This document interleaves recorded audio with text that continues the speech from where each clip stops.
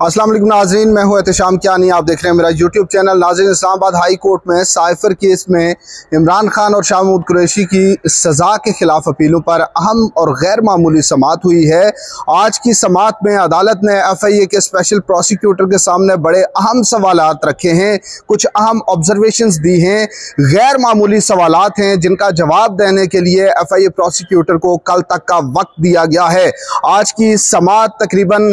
3:40 पर शुरू हुई और समाअत का आगाज हुआ तो FIA प्रोसिक्यूटर हामिद अली शाह अपने रूटीन के मुताबिक दलाइल का आगाज करना चाहते थे और जिस तरह उन्होंने गुज़श्ता समाअत पर सिर्फ बैकग्राउंडर बताया, आज भी उसी का ही आगाज किया था उन्होंने। लेकिन हाई कोर्ट का 2 रुकनी बेंच जो कि चीफ जस्टिस आमिर फारूक और जस्टिस मियां गुल हसन औरंगजेब पर मुश्तमिल है, उन्होंने FIA प्रोसिक्यूटर के सामने बड़े अहम सवालात रखे। सबसे पहले चीफ जस्टिस आमिर फारूक ने कहा कि हमें ये बताएं कि साइफर की तारीफ क्या है, साइफर होता क्या है, जिस पर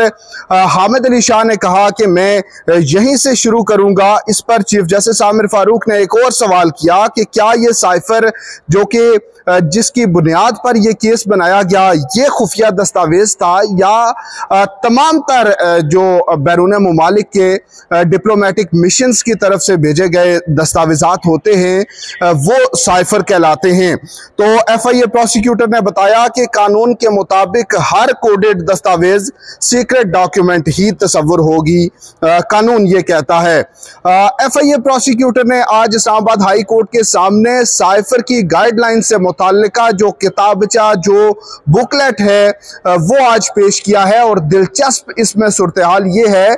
कि ये वो किताबचा है जो कि आज इस्लामाबाद हाई कोर्ट में तो पेश हो गया, लेकिन ट्रायल कोर्ट में जब ट्रायल चला, इतने सेंसिटिव केस का ट्रायल हुआ, उसमें जो प्राइमरी डॉक्यूमेंट था जो कि साइफर था वो भी पेश नहीं किया गया और साइफर की गाइडलाइंस के अगर साइफर गुम होता है या कोई इस तरह की सूरत हाल बनती है तो उसके कॉन्सिक्वेंसेस क्या हैं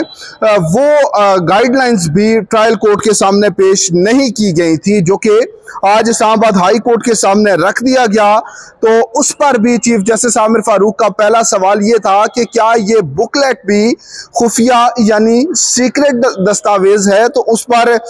FIA प्रोसिक्यूटर ने कहा कि इस किताबचे पर लिखा हुआ है कि ये बुक सिर्फ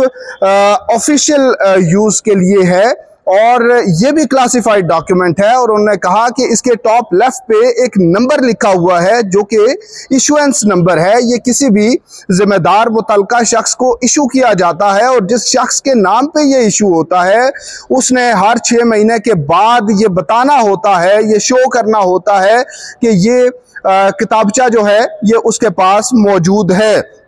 उन्होंने बताया कि ये डिप्टी अटॉर्नी जनरल के नाम पे ये किताबचा इशू हुआ है और इस्लामाबाद हाई कोर्ट में ही रहेगा क्योंकि अदालत को अपनी जजमेंट लिखने में आसानी हो तब तक ये इस अदालत में ही रहेगा। इस पर ये प्रोसिक्यूटर ने जब ये बताया तो उसके बाद अदालत ने एक और सवाल किया कि हमें तो खुसूसी तौर पर इल्म नहीं है कि साइफर क्या होता है, इस मुताल्लिक आपने इन डेप्थ बताना है। और जिस दौरान सलमान सफदर ने कहा, मुस्कुराते हुए कहा कि ये जो किताबचा अदालत में पेश किया गया है मैं तो इसे दूर से ही देखूंगा क्योंकि ये बड़ा सीक्रेट डॉक्यूमेंट है। तो उस पर FIA प्रोसिक्यूटर ने कहा कि ये बड़ा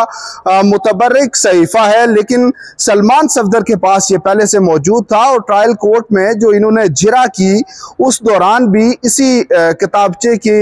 रेफरेंसेस देकर उन्होंने जिरा की। सलमान सफदर ने कहा कि मेरे पास तो ये प्रॉपरली ये डॉक्यूमेंट मौजूद नहीं था। FIA प्रोसिक्यूटर ने कहा कि साइफर का मतन भी मालूम हो जाए तो उसके कोड्स तोड़े जा सकते हैं। ये उन्होंने अपनी तरफ से एक इम्पॉर्टेंट अपनी दलील अदालत के सामने रखी कि ये मामला सिर्फ साइफर का नहीं है कि जो ओरिजिनल साइफर था कि वो किसी के हाथ लग गया तो कोड्स का पता चल गया, ऐसा नहीं है, बल्कि जो साइफर का मतन है जो डिकोडेड फॉर्म में जो उसका प्लेन टेक्स्ट होता है वो भी किसी शख्स के पास अगर चला जाए तो उससे भी ये खदशा होता है कि उसके कोड्स जो हैं वो तोड़े जा सकते हैं। फिर उन्होंने बताया कि साइफर की 3 फॉर्म्स होती हैं, एक कोडेड फॉर्म होती है, दूसरी एनक्लेयर फॉर्म होती है और तीसरी लिटरल फॉर्म। और तीसरी जो फॉर्म है उसका मतलब ये है लिटरल का कि हकीकी तौर पर उसमें कोड्स में जो बात जो मैसेज कन्वे किया गया है वो लिटरली उसको बाकायदा तौर पर उसको प्लेन टेक्स्ट में लाया जा चुका है और जो मुतलका लोग हैं उनको कन्वे किया जाता है। FIA प्रोसिक्यूटर ने कहा कि सिर्फ साइफर ही नहीं बल्कि उसका मतन भी महफूज रखा जाना होता है। जस्टिस मियां गुल हसन औरंगजेब ने अहम सवाल किया। उन्होंने कहा कि क्या साइफर को किसी ने इंटरसेप्ट किया, यानी साइफर जब दफ्तर खारजा में अपने मुतलका सेक्शन में आया, मुतलका फॉरेन ऑफिस में आया, तो क्या उसको किसी ने इंटरसेप्ट किया, क्या वो कहीं पे दरमियान में किसी ने पढ़ लिया? तो उस पर FIA प्रोसिक्यूटर ने बताया कि कोडेड साइफर जो था वो किसी सतह पर भी इंटरसेप्ट नहीं हुआ। चीफ जस्टिस आमिर फारूक ने कहा कि साइफर एक मेल के जरिए, ईमेल के जरिए आया था, तो उसके साथ कोई अटैचमेंट होगी। तो दफ्तर जो FIA प्रोसिक्यूटर हैं उन्होंने बताया कि हर दफ्तर खारजा जो है उसमें तमाम ममालिक के जो फॉरेन मिशंस हैं, डिप्लोमेटिक मिशंस, उनके जरिए जो साइफर आते हैं वो मुतलका डेस्क पर आते हैं और उसका एक सिस्टम मौजूद होता है। जो डॉक्यूमेंट आता है उसको सिस्टम में मुतलका जो दफ्तर होता है वो फीड कर लेता है, उसको सेव कर लिया जाता है और दीगर जो कॉपीज हैं उनको डिमोलिश कर दिया जाता है। और हर मुल्क से आने वाला साइफर जो है उसके अपने कोड्स होते हैं। प्रोसिक्यूटर ने यह कहा कि दफ्तर खारजा के सिस्टम में साइफर की जो सॉफ्ट कॉपी जो कि प्रिंसिपल कॉपी होती है वो महफूज होती है और वो अभी भी मौजूद होगी। और साथ ही उन्होंने ये कहा कि उसकी सिक्योरिटी उसी तरह ही की जाती है जो कि किसी और अहम दस्तावेज की। जस्टिस मियां गुल हसन औरंगजेब ने सवाल उठाया कि क्या ये कहाँ लिखा है कि किसी डिप्लोमेटिक मिशन की तरफ से आने वाला दस्तावेज साइफर तस्वर होगा। ये प्रोसिक्यूटर के लिए अब ऐसा सवाल था जिसका जवाब वो फौरी तौर पर नहीं दे सके। अदालत ये पूछना चाहती थी कि जो किताबचा, जो गाइडलाइंस का बुकलेट आपने पेश किया है उसमें ये कहाँ लिखा है कि डिप्लोमेटिक मिशन की तरफ से जो भी आने वाला पैगाम होगा, मैसेज होगा जो कन्वे किया गया है वो साइफर तस्वर होगा और वो अकाउंटेबल डॉक्यूमेंट होगा, यानी उसको वो मिसप्लेस होना या कोई ऐसी सूरत हाल हो तो उसके नताइज होंगे, उसका वो काबिल एहतसाब होगा वो डॉक्यूमेंट। तो अदालत ने मजीद पूछा, ये कहा जस्टिस मियां गुल हसन औरंगजेब जो कि समाअत के दौरान उस किताबचे को पढ़ भी रहे थे, उन्होंने कहा किताबचे का जो पैरा 8 है उससे तो पता चलता है कि कितना ही असास दस्तावेज ना हो, जब तक कोडेड दस्तावेज और मतन दोनों ना हो तब तक उसका पैगाम नहीं समझा जा सकता, वो कोड्स नहीं तोड़े जा सकते। और इसी पैरा 8 में ये भी लिखा हुआ है कि कोई कोडेड जो मवाद होता है और जो डी कोडेड है उनमें से कोई अगर बार बार किसी शख्स को मिल जाए तो उसके बाद ये खदशा होता है कि जो मैसेज उसमें जो कोड्स होते हैं और जो मैसेज हैं उसको पढ़ा जा सकता है, रीड किया जा सकता है। जस्टिस मियां गुल हसन औरंगजेब ने कहा कि ये जब सवाल किया गया तो उसके बाद चीफ जस्टिस आमिर फारूक ने यह पूछा कि क्या ये बुकलेट ट्रायल कोर्ट के सामने भी पेश की गई थी। ये बड़ा अहम सवाल है क्योंकि इमरान खान जो कि उस वक्त के वज़ीर आज़म थे, साबिक वज़ीर आज़म, और शाह महमूद कुरैशी साबिक वज़ीर खारजा को सज़ा सुनाई गई है और दोनों को सज़ा ये सुनाई गई है। इल्ज़ाम ये है कि इमरान खान ने साइफर जो कि क्लासिफाइड कॉन्फिडेंशियल डॉक्यूमेंट था उसको पब्लिक किया, पब्लिक के सामने उसको लाया और उसको अपने पर्सनल गेन्स के लिए उसको मैनिपुलेट किया और उसको डिस्टॉर्ट किया, उसके कंटेंट्स को। तो सवाल ये है कि ट्रायल कोर्ट में जब वो प्राइमरी डॉक्यूमेंट्स, वो साइफर, उसका मतन भी नहीं लाया गया या जो मैनिपुलेटेड उसकी फॉर्म है या वर्जन है वो भी अदालत के सामने नहीं रखा गया, तो कैसे एस्टैब्लिश हुआ कि इमरान खान ने साइफर को पब्लिक किया? क्योंकि पब्लिक होने से मुतालिक भी किसी गवाह ने कोई बयान अदालत के सामने नहीं दिया, कोई इस हवाले से एविडेंस सामने नहीं आया, और जो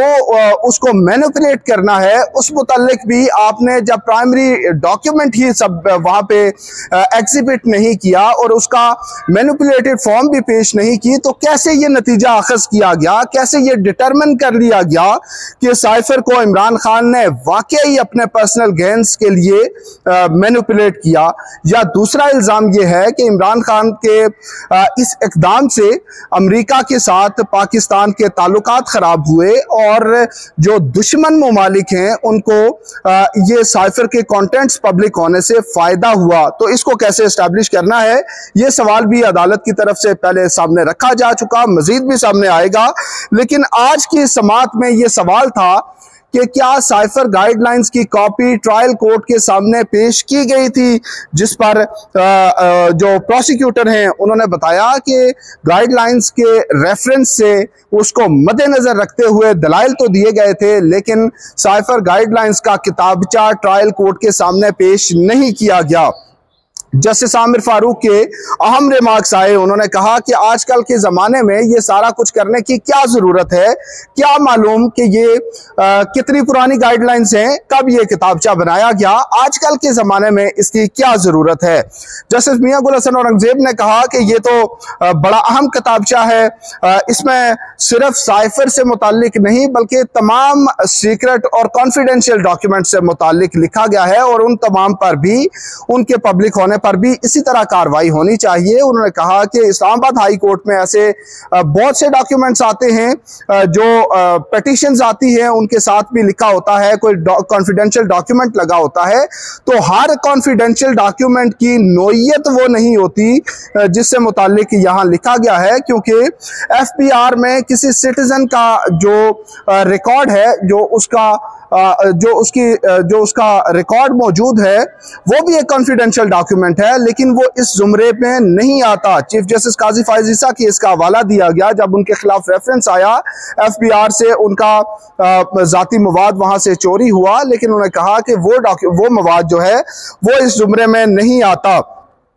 अदालत ने कहा कि जैसे ये बात हो गई, तो उसके बाद जैसे मियां गुल हसन औरंगजेब ने मजीद कहा कि आपने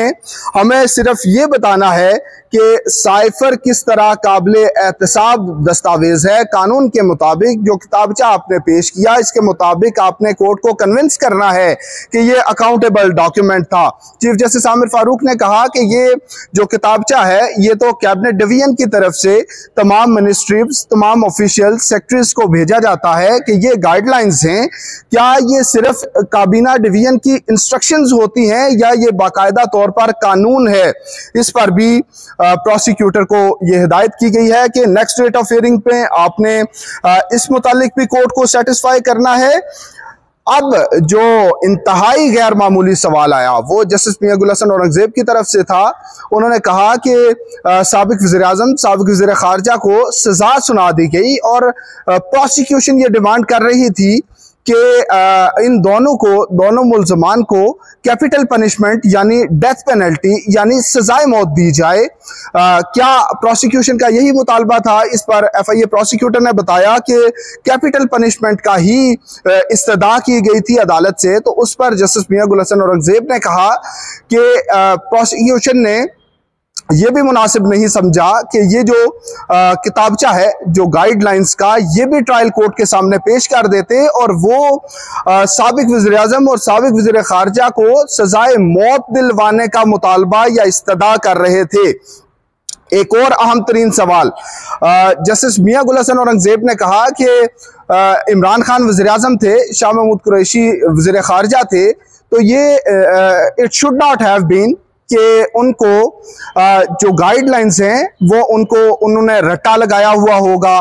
या उन्हें मालूम होगा, या उनके पास ये गाइडलाइंस हुई होंगी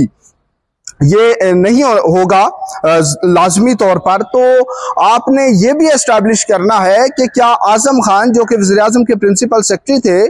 उन्होंने प्राइम मिनिस्टर को ये तमाम कॉन्सिक्वेंसेस बताए थे कि अगर साइफर गुम हो जाए तो उसके नताइज क्या होंगे, उसके असरात क्या होंगे। प्रोसिक्यूटर को यह हुक्म दिया गया है कि ट्रायल कोर्ट में जो तमाम तर कार्रवाई हुई, जो ट्रायल चला, उस ट्रायल में जो एविडेंस पेश की गई, जो गवाहों के बयानात हुए, उसमें से आपने ये भी एस्टैब्लिश करना है कि ये बातें इमरान खान और शाह महमूद कुरैशी को कन्वे की गई थी कि अगर ये साइफर गुम हो जाए, बज़ाहिर तो शाह महमूद कुरैशी का साइफर गुमने से तो कोई ताल्लुक नहीं, लेकिन इमरान खान का है, क्योंकि प्राइम मिनिस्टर ऑफिस से ये साइफर की कॉपी जो वो डॉक्यूमेंट था वो गुम हुआ। तो अब ये भी एस्टैब्लिश करना है कि प्रिंसिपल सेक्रेटरी ने प्राइम मिनिस्टर को ये बताया था कि अगर ये दस्तावेज गुम हो गई तो इसके असरात हैं। इस हवाले से कोई बुकलेट, कोई गाइडलाइंस भी मौजूद हैं। इसके बाद जस्टिस मियां गुल हसन औरंगजेब ने ये रिमार्क्स दिए इस तमाम गुफ्तगू के इससे मुताल्लिका उन्होंने ये कहा कि अगर ये क्रिमिनल केस है और क्रिमिनल केस में शक का जो फायदा होगा वो उनकी तरफ जाएगा, यानी इमरान खान और शाह महमूद कुरैशी की तरफ जाएगा। इसको मजीद clarify chief justice Aamir Farooq ने कर दिया। उन्होंने कहा कि बिल्कुल ये क्रिमिनल केस है और इसमें शक का मामूली सा फायदा भी जो होगा वो मुल्जमान को ही मिलेगा। तो आइंदा समाअत पर प्रोसिक्यूटर को यह हिदायत की गई है कि इन तमाम पहलुओं पर जो सवालात अदालत ने उठाए हैं, इस पर आपने सेटिस्फाई करना है। मुतल्लिका फैसले में जो तमाम चीज़ें लिखी गई हैं उनसे, गवाहों के बयानात से ये एस्टैब्लिश करना है कि ये तमाम चीज़ें इस तरह हुई थी। तो नाज़रीन, साइफर केस की अहम तरीन समाअत का ये तमाम तर अहवाल है। समाअत कल तक मुलतवी की गई है। वीलॉग अच्छा लगे तो अपना फीडबैक जरूर दीजिएगा। हमारे साथ रहने का शुक्रिया। अल्लाह हाफिज।